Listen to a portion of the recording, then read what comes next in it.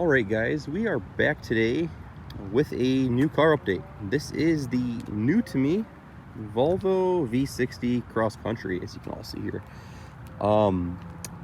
It's just kind of hard to make another new car video at this point, but this is the new vehicle. This is the S60 replacement, and I always say it, and I think that's how I jinx myself, but this will probably be around for a while. So I did not want to get rid of the S60, so let me just put that out there. I don't think I said that in the last video. I really did not want to get rid of the S60. It was such a great car. And then the Ford Maverick came out. It was released a few weeks ago, and I had actually ended up reserving one. Obviously, I don't have to keep it, but I'm not going to keep it now, but there's this. But the Ford Maverick came out, and I was like all over that thing for like 2 weeks. I just was so excited about it. And then was thinking more and more, the more videos I looked at it, you know what, that thing is going to be it's probably going to be along the lines of build quality. It's like a Ford Fiesta with a pickup bed. And I know they don't even, they're not very similar at all, but as far as the build qualities and all that good stuff goes, I just don't see how you can build a hybrid like that for under 30 grand without having some sort of cost cutting at some point, whether it be the interior or ride handling or whatever. And so that's kind of where I kind of stopped liking it, knowing that I would go from my very nice S60 to something like that. Nothing wrong with that truck, but it's just you're kind of used to something nice like this at this point, so you don't really want to downgrade and pay a lot more for it. So long story short here, I ended up looking at station wagons online, and small little SUVs and all that good stuff that I could have more, like utility and stuff like that with. As I don't know if I had mentioned that my S60 was just at a point to where it wasn't practical enough. It was doing more sitting than driving. So I've been driving the V70 a lot, and that was just sitting, just because every time I needed it, it was just too small, or even the ride quality was bad. It was a great car, don't get me wrong, it was a great car. But living up here in this state, the roads are terrible, so like, you're grinding your teeth a lot of the time you're driving that thing. And not to say it's a bad car, it's just I kind of outgrew it. So this V60 right here is everything I wanted that car to be. I dearly miss that T6, but I had to say this T5, this is a 2015, so it has the straight 5-cylinder 2.5 liter motor. I think it's just as good as that. Everything on these straight motors is so linear.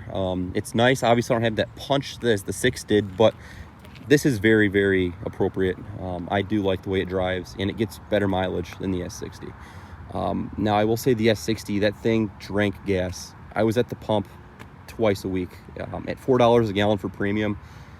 It adds up, and obviously it just makes you not want to drive it on top of that. But that's the thing. It was a gas hog. It didn't ride good, and at that point, it just was not enjoyable to drive.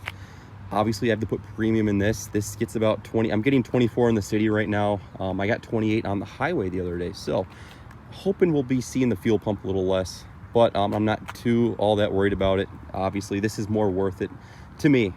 So, that's why we have a V60 cross country. I had no idea these things existed. At least last week. I know they existed, but I just forgot about them. You don't see them around this area.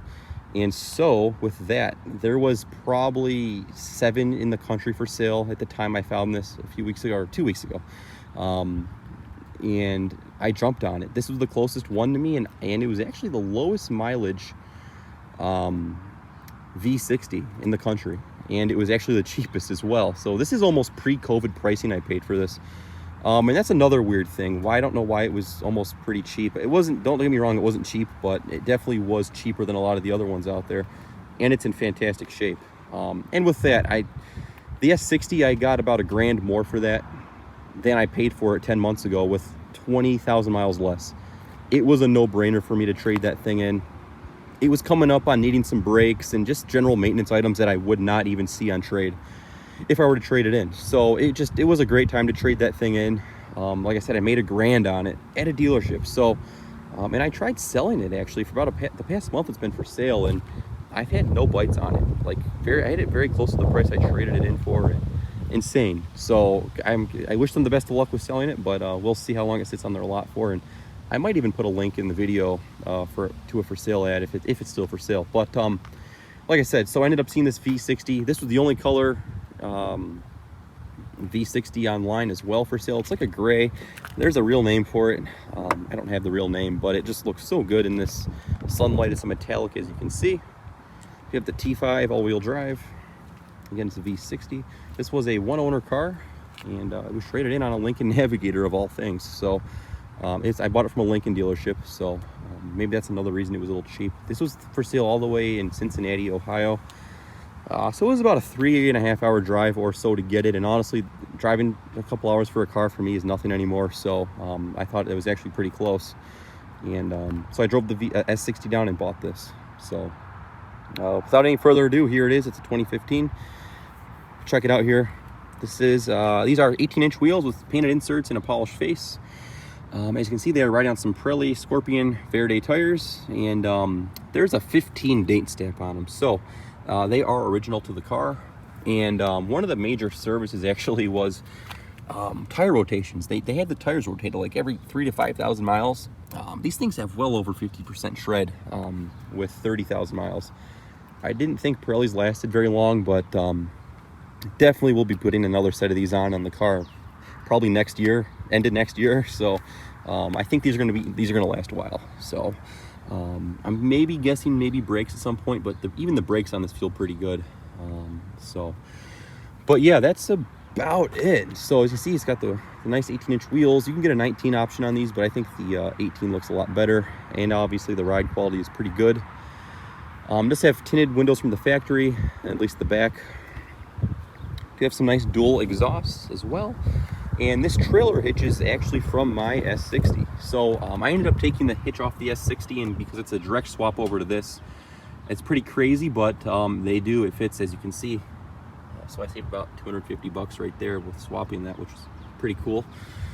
We also have backup sensors right there. We have a tow hook cover. And again, such a handsome looking wagon. I've had more people call this a crossover than a wagon, which I'm not even gonna argue with you if you're gonna call it a crossover. But yeah, no, this is such a nice, this is one of the nicest cars I've ever owned. Obviously I had a 2017 ST, but that was 2 years newer than this, but this is actually like the nicest car I've owned. So looking at the front end here, as you can see, we have the halogen headlights. So I did lose the projectors, obviously, but I'm not too worried by it. I really don't mind halogen. I almost prefer halogen reflectors. So they're just as bright in my opinion. So we also have some LED runners down there. As you can see, when the car is on, those are always on. I think they look really cool and modern. And I know I've said in the past that I'm not a fan of the refreshed front end on these 60s here, but obviously I own one now, so I do like it, and I think it looks really bold, and it's grown on me. So we also have front park sensors as well. It came with a front plate bracket, which I did take that off, so there's some holes there, but overall just a very handsome, appealing looking car. I just stepped on a liquor bottle right there. So but yeah, this one does have the power mirrors. When you hit the lock, the mirrors do fold. Hit the unlock, they do come back out. Does have keyless entry as well. So you can see my last S60, they just quit working like 6 months ago. So I don't know why it quit working, but we'll see how long this likes to work for. It was a nice feature to have. It was almost one of my favorite features. So when it quit working, I was pretty bummed by that. But just looking at this car, whoever owned it, I don't think they even took it through a brush car wash, because the paint on this thing is so clear. I haven't even put a buff wheel on it yet, but I don't really need to for a while. But the paint is so clean. I mean, there's very little swirling going on for a car that's 6 years old at this point. So whoever owned it took immaculate care of it, and we'll see that in a second here. So we'll go over to the interior real fast. It's typical S60. I've been pretty used to it, but there are a few key things I would like to point out that I've noticed for the better. Looking at the materials on the doors, everything's soft touch, really nice high quality stuff. You have some leather stitching up here. And this door panel, obviously, it's not as beat up as my other ones, so I'm going to try to be mindful of this and keep that clean.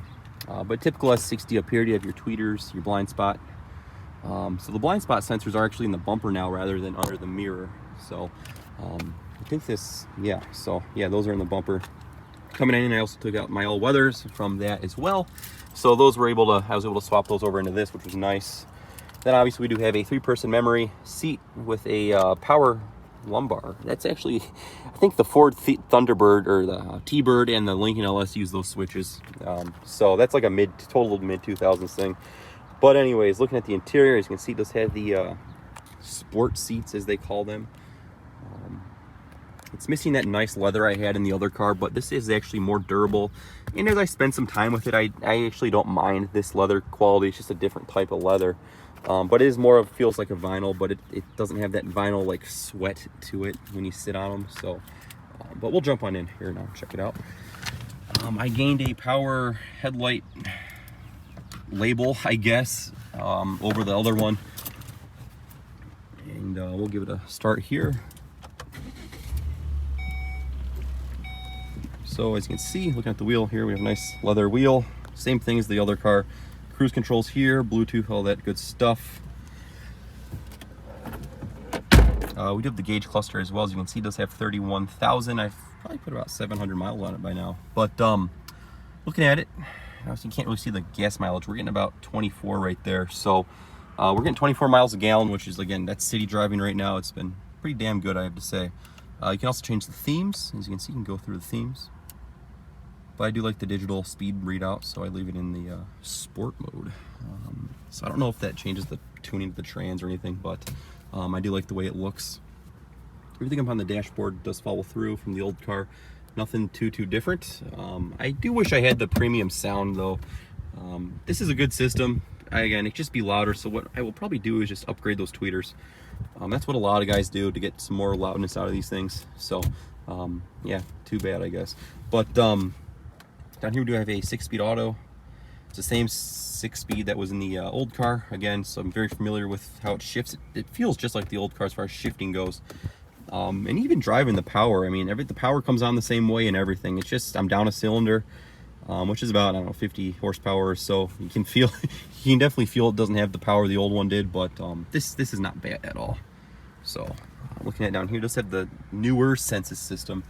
It's just a little more crisper graphics. It's a little bit more well laid out. We do have navigation as well on it. So as you can see, it's kind of all over the place. It's not really, I'll probably never use this, so I'm not really too worried about it, but it's just kind of got us like twisted all around the twisted around here. So but yeah, we do have navigation now, and just some nicer, it's just more nicer laid out, I guess. So there's that. We go to radio, all that stuff. We have satellite radio too. So, but anyways, yeah, there that is, guys. And also I'd like to mention the backlighting on these buttons is not like a green anymore. It's more of a white. I do like that. It feels more modern, and it just, everything looks better in this car, in these 20, I want to say 14 and newer S60s. So we also have the frameless mirror, which is probably my favorite thing. I do love it. It looks really nice, and you have the little compass built in there as well. The moonroof controls, some lighting up there, and a Bluetooth speaker. Again, same moonroof as the last car, so we have a lit mirror. And there's the passenger seat. So this car is like the climate package, the color was an option, and there's, I think, the technology package this thing has. So it's not, obviously, it doesn't have every option, but it has the ones that I want. So that's really all I care about. I'll give it a quick little rev.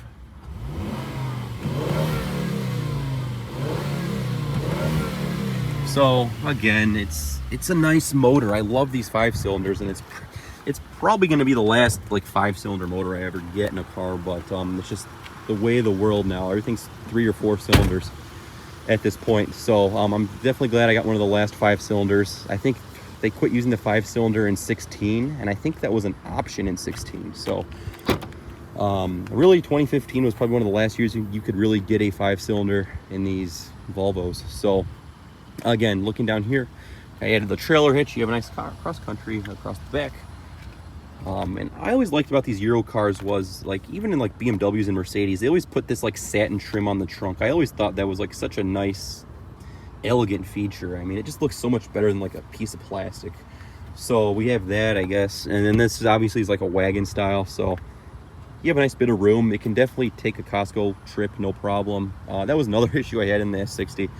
Yeah, stuff as simple as going to Costco. I mean, it was just hard to throw stuff in there. But so yeah, that's the problem is solved. You have some tie downs. You have a nice little cargo cover, and this also has some nets. I don't know what I'd ever do with those, but it has nets. So you see some defrosters in the window right there.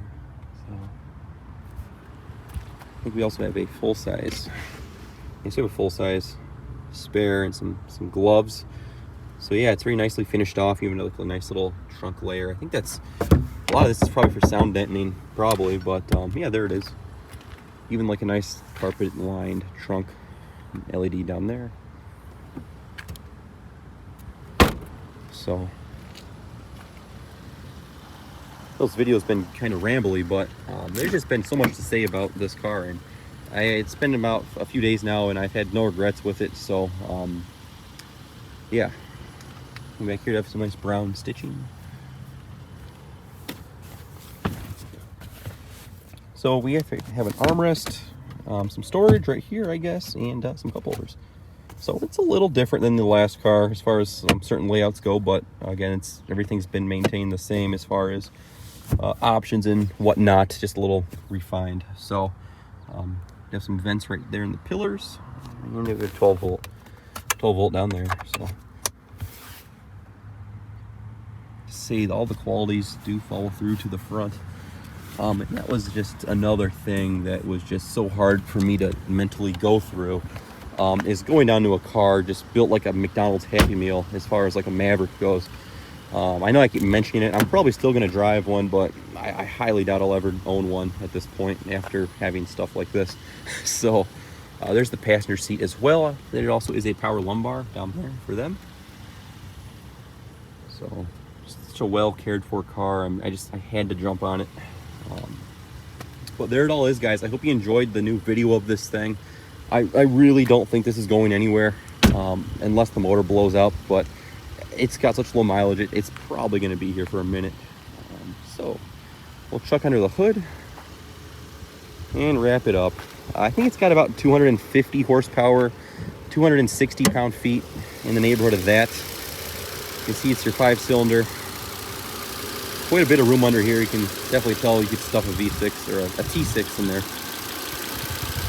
One thing I did not get from the old car was the upgraded IPD motor mount. They're the same exact thing. It was just the fact that the car, I drove it all day, the motor mount was probably on fire by the time I got to the dealer. I was going to ask if they could swap it over for me. I mean, it's a 5-minute job to do, but it's whatever. It's no big deal. I'll get a motor mount down the road. So but what I probably will do to this at some point in the future, being that I came from a Volvo T6, is I'll probably tune this. IPD makes a tune that puts this over 300 horsepower and 300 pound-feet. That's going to be just as much as the T6 had. So if I put a tune on this, it's going to feel just as similar to that. Obviously, do I blow it up? I don't know if I want to blow it up or not. I'll see what kind of luck the guys are having on the forums, but if it's a relatively reliable tune, I probably will end up putting a tune on it. But as is, guys, the car drives awesome right now, and I'm super happy with it. So we're going to wrap it up here. I know it's going on 20 minutes. So as usual, guys, thank you for watching, and we will talk to you all later.